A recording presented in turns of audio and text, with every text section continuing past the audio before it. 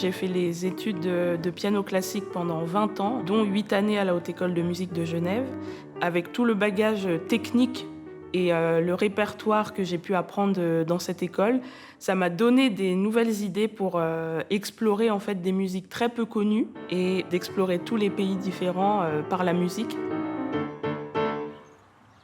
Mon projet de transcription, c'est-à-dire que je joue au piano des musiques qui sont pas pour le piano à la base, c'est quand j'ai vu pour la première fois un concert de Homayoun Sari, un musicien afghan, et ça m'a tellement impressionnée de voir comme la musique orientale était vivante et communicative que je me suis dit mais c'est incroyable, il faut à tout prix que je joue ça.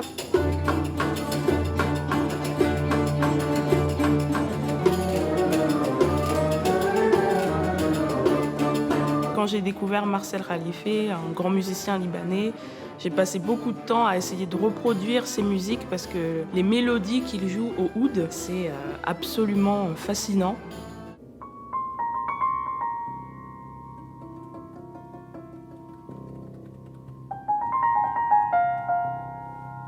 Quand on joue la musique orientale, il y a des grands axes qu'il faut connaître, c'est-à-dire d'abord le côté politique de la situation au Moyen-Orient, et il y a aussi la transmission orale.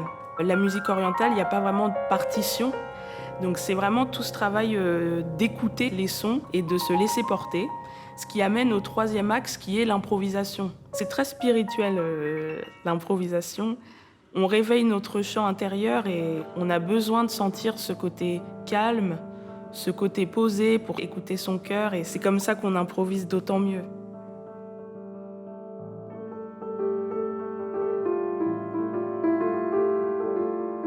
Tous les compositeurs que je joue, ils ont dû fuir leur pays à cause d'une situation politique ou des conflits, ce genre de choses. Et quand on entend leur musique, on découvre ce côté nostalgique et mélancolique. Ils parlent beaucoup de leur terre qu'ils ont perdue, ils ne peuvent pas y retourner, et comment on essaie de se développer ailleurs, comment on se reconstruit. C'est très parlant pour moi qui suis un enfant adopté.